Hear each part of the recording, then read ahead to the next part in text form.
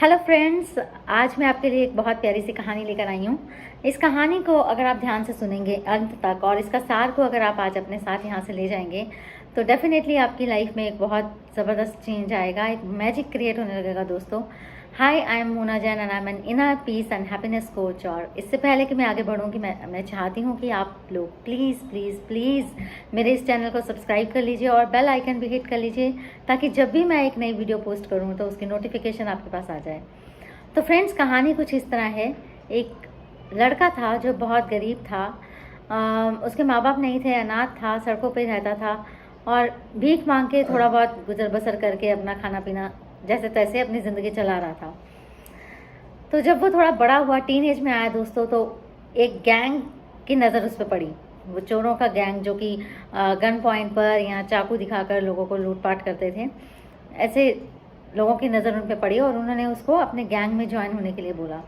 अब वो बेचारा वैसे भी हालात का मारा था, उसके पास ना खाने पीने के लिए कुछ था, ना कुछ गुजर बसर करने के लिए कुछ उसके पास था। तो उसने भी सोचा कि मैं गैंग ज्वाइन कर लेता हूँ। और गैंग को ज्वाइन करने की एक रिक्वायरमेंट थी दोस्तों कि जो इंसान किसी का मर्डर कर देगा, किसी एक का मर्डर कर देगा, वही उस गैंग को ज्वाइन कर सकता था।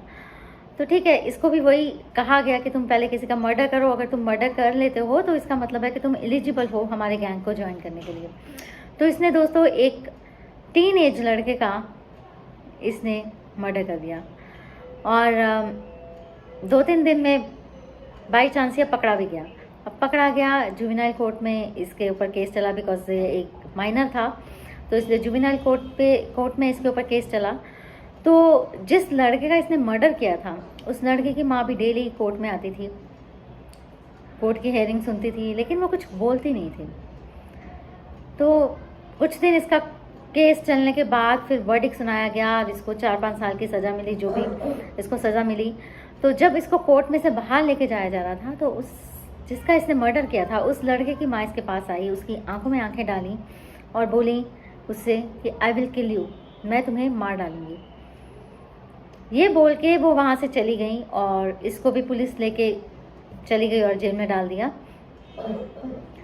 तो दोस्तों, कुछ दिन के बाद, हफ्ते 10 दिन के बाद, वो जो लड़का जिसका इसने मर्डर किया था, उसकी माँ इसको मिलने के लिए जेल में आई। उसके पास बैठी, थोड़ी देर बातें की उसके साथ। उसके बाद डेली ये क्रम शुरू हो गया। डेली उसकी माँ उसके पास आती, बैठती, उसके साथ बातें करती। फिर धीरे धीरे उसके लिए खाना लेके आने लगी और इस तरीके से कई साल चलते रहा दोस्तों। उसको जो फिर धीरे धीरे क्या हुआ कि उसका जो सज़ा पूरा होने का टाइम पास आने लगा। तो जिसका इसने मर्डर किया था, उसकी माँ ने, उस लेडी ने इसको पूछा कि अब तुम्हारा सज़ा पूरा होने का टाइम आ रहा है, तो बाहर निकल के तुम क्या करोगे? उसने कहा, अभी तो मुझे कुछ पता नहीं कि मैं बाहर निकल के क्या करूँगा, लेकिन हाँ, कुछ ना कुछ काम ढूंढूंगा और जो मिलेगा वो काम करूँगा। तो इसकी माँ ने कहा कि ठीक है, मेरे एक दोस्त हैं, मेरे एक मित्र हैं, जानकार हैं, बहुत सज्जन पुरुष हैं, उनके पास मैं तुम्हें जॉब पे लगवा दूंगी, अगर तुम चाहो तो तुम वहाँ उनके यहाँ नौकरी कर लेना। तो उसने कहा ठीक है, मैं उनके वहाँ नौकरी कर लूँगा। ठीक है, ऐसे कुछ दिन और बीत गए। फिर उसकी माँ ने कहा कि देखो, अब तो तुम्हारा बिल्कुल ही बाहर निकलने का टाइम आ गया है, 2-4 दिन बचे हैं, उसके बाद तुम रहोगे कहाँ? तो उसने कहा कि अभी तो मेरे पास रहने की कोई जगह नहीं है, कोई ठिकाना नहीं है, बाहर निकलूंगा जब देखूंगा, ढूंढूंगा कौन सी जगह कहाँ पर मुझे मिलेगा रहने के लिए, वहाँ उस हिसाब से अपना इंतज़ाम करूंगा, देखूंगा। तो उसकी माँ ने कहा, उस लेडी ने, कि ठीक है, ऐसा करना कि जब तक तुम्हारा कोई ठिकाना नहीं बनता, तुम्हें कोई जगह नहीं मिलती रहने के लिए, तब तक तुम मेरे घर पे रह लेना, मेरे घर में एक कमरा खाली है। तो इसने कहा ठीक है। तो फिर जब फाइनली वो दिन आ गया जब इसको रिहा होना था जेल से, तो उस लड़के की माँ आई और उसको अपने साथ अपने घर पे ले आई और जहाँ पर उन्होंने कहा था वहाँ पर उसको नौकरी भी लगवा दिया और ये रोज़ सुबह वहाँ पे नौकरी के लिए जाने लगा अपने नियम से और नौकरी से आता और आराम से उस लेडी के घर पे ये रहता। एक दिन सुबह नाश्ते के टाइम पर जब ये नाश्ता करने बैठा हुआ था टेबल पे, तो वो लेडी उसके पास आई और उन्होंने उसको कहा कि तुम्हें याद है जब तुम्हें सज़ा सुनाई गई थी कोर्ट के बाहर, जब तुम्हें लेके जाया जा रहा था जेल, तब मैंने तुमसे क्या कहा था? इसने कहा, हाँ, मुझे आज भी अच्छे से याद है जो आपने मुझे कहा था। आपने मुझे कहा था कि आई विल किल यू, मैं तुम्हें मार डालूंगी। तो उस लेडी ने कहा, देखो, आज मैंने तुम्हें मार डाला। आज तुम्हारे अंदर की जो बुराई थी ना, मैंने उस बुराई को मार डाला। उसने कहा कि जब मेरे बेटे के जाने का गम मुझे बहुत ज़्यादा था और मेरे मन में यही आता था कि जिसने मेरे बेटे को मारा है ना, मैं उसे जान से मार डालूंगी। लेकिन जब मैं कोर्ट में हियरिंग सुनी और मुझे पता चला कि तुम कैसे हालातों से गुजरे और किस मजबूरी में तुमने गैंग को ज्वाइन कर लिया, तो बेटा मेरे हृदय में यही आया कि मेरा बेटा तो चला गया, वो तो वापस नहीं आ सकता, लेकिन अगर मैंने इसके अंदर की बुराई को मार दिया तो मेरे लिए वो सबसे बड़ी जीत है। मेरे लिए वो मेरी लाइफ की सबसे बड़ी खुशी होगी कि अगर मैंने तुम्हारे हृदय में परिवर्तन कर दिया और तुम्हें सही रास्ते पे ले आई और तुम और लोगों के मर्डर करने से बच गए, तो ये मेरे लिए सबसे बड़ी मेरे बेटे को मेरी तरफ से श्रद्धांजलि होगी। तो दोस्तों देखिए, एक वो पल था जो एक माँ के लिए एक सच्चाई थी कि उसके बेटे का मर्डर किसी ने कर दिया है। एक वो सच्चाई थी, लेकिन उस सच्चाई में भी उसने उस मैजिक ऑफ जो मोमेंट ऑफ जो ट्रूथ था उसको उसने मैजिक में बदल दिया। दोस्तों उसके एक चेंज ऑफ थॉट ने, एक अच्छे विचार ने उसके मन में जो आया, उसने उस पूरी चीज़ को एक मैजिक में बदल दिया। उस लड़के के पूरे जीवन को संवार दिया। अगर वो चाहती तो उसको सज़ा दिलवाती और उसके साथ शायद बुरे से बुरा सलूक कर सकती थी, लेकिन उससे फ़ायदा क्या होता दोस्तों? कुछ भी नहीं। उसने सोचा कि मेरा बेटा चला गया, वो तो वापस नहीं आ सकता, लेकिन अगर मैंने इस बच्चे की ज़िंदगी संवार दी तो इससे बड़ी श्रद्धांजलि मेरे बच्चे के लिए क्या होगी। और उसने वाकई में उस लड़के की ज़िंदगी संवार दी और अब वो लड़का उसका बेटा बन के उसके घर में उसके साथ रह रहा था। उसको अपना बेटा भी वापस मिल गया एक तरह से।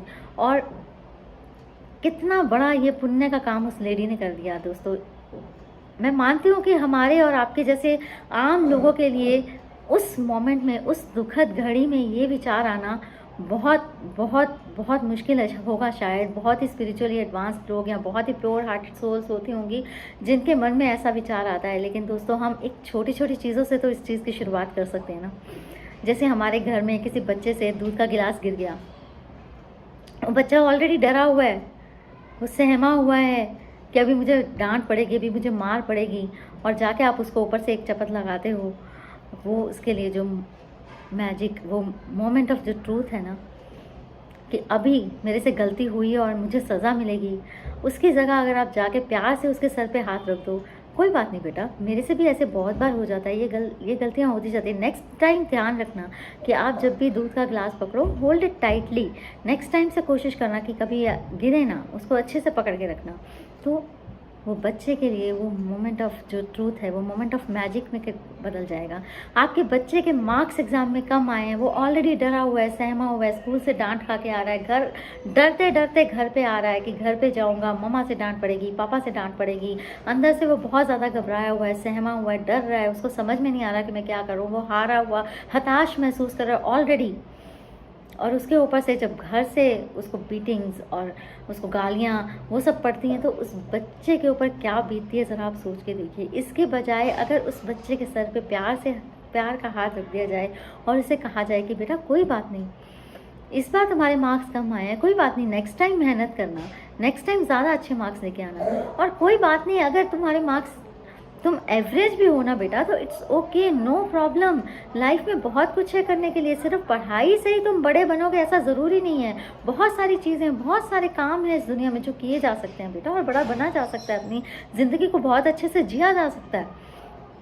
उसको उसके जो स्किल्स हैं, उसके जो टैलेंट्स हैं, उसकी जो चीज़ें जिसमें वो एक्सेल कर सकता है, जो भी उसके अंदर खूबियाँ हैं, अगर उनको बढ़ावा दिया जाए उसकी बजाय, तो वो जो मोमेंट ऑफ ट्रूथ है ना, उसके लिए वो मोमेंट ऑफ मैजिक में कन्वर्ट हो जाएगा। ये आप अंदाज़ा नहीं लगा सकते उस बच्चे के लिए वो पल कितनी ज़्यादा खुशियाँ लेके आता है जब उसके माँ बाप उसके सर पे हाथ रख देते और कहते हैं कोई बात नहीं बेटा, तुम फेल हुए तो क्या हुआ, हम तुम्हारे साथ हैं, कोई बात नहीं, नेक्स्ट टाइम मेहनत करो, और नहीं तो क्या हुआ, दुनिया में बहुत कुछ है करने के लिए, तुम बहुत कुछ कर सकते हो, तुम्हारे अंदर इसके अलावा बहुत सारी खूबियाँ हैं, तुम अपने टैलेंट्स को ढूंढो, यू आर यूनिक। तुम दुनिया में एक हर आत्मा जो है वो यूनिक है, तुम्हारे अंदर की यूनिकनेस को ढूंढो और उसके ऊपर काम करो, वो एक मोमेंट ऑफ मैजिक बन जाता है। ऐसे ही दोस्तों छोटी छोटी चीज़ों को, अगर जो छोटी छोटी चीज़ें जिसमें हम अपना टेम्पर लूज़ करने के बजाय उसमें किस तरीके से अच्छे तरीके से रिस्पॉन्ड करके उसको एक मैजिक में बदल सकते हैं दोस्तों, इसके ऊपर थोड़ा आप विचार करना और इसके ऊपर कोशिश करना, क्योंकि जो हम देते हैं ना वही हमें वापस मिलता है। अगर हम खुशियाँ देते हैं, खुशियाँ वापस मिलती हैं। अगर हम दूसरों की लाइफ में मैजिक क्रिएट करते हैं ना, तो वो मैजिक हमारी लाइफ में भी क्रिएट होना शुरू हो जाता है। Because what ever goes out comes in, जो भी हम बाहर देते हैं वही हमारी लाइफ में वापस आता है दोस्तों। तो छोटी छोटी चीज़ों में मैजिक क्रिएट करने की कोशिश कीजिए। छोटी छोटी चीज़ों में मैजिक क्रिएट करेंगे तो आपकी लाइफ, मैजिकल ट्रांसफॉर्मेशन आपकी लाइफ में भी आएगा दोस्तों।